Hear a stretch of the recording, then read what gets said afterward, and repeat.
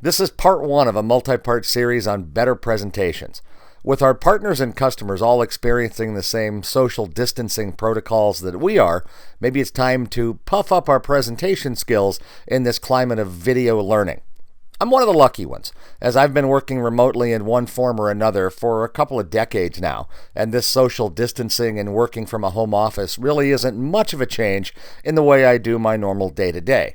I have team meetings on Microsoft Teams, I do video calls with customers, and I create videos to answer questions that might be asked multiple times, and I send them with Office 365 or through the Microsoft Teams app once they're complete. I did it originally as a time saver and a convenience for my customers.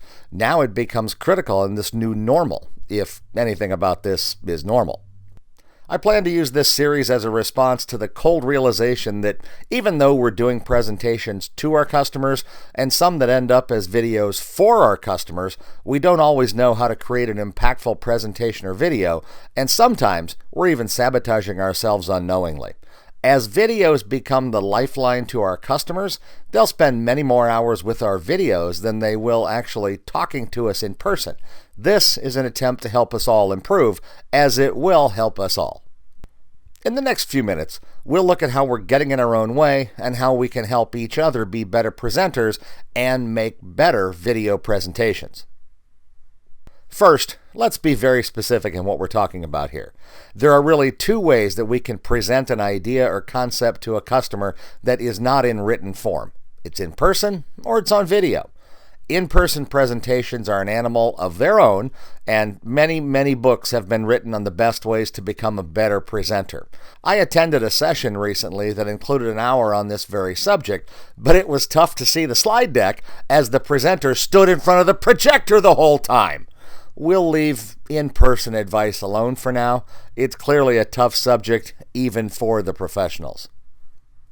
Video can include everything from webcast, training sessions to a group, to even one-on-one Teams calls with screen sharing between the parties. That's what we'll focus on here. We'll also start with some of the higher impact items that will get us results faster.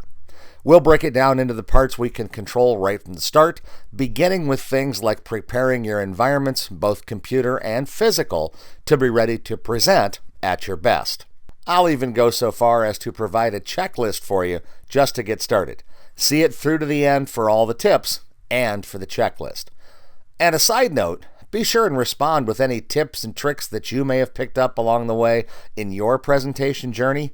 We can all be better by learning from each other. Next up, we'll talk about your pregame, and that is the environment that you'll be sitting in for the presentation.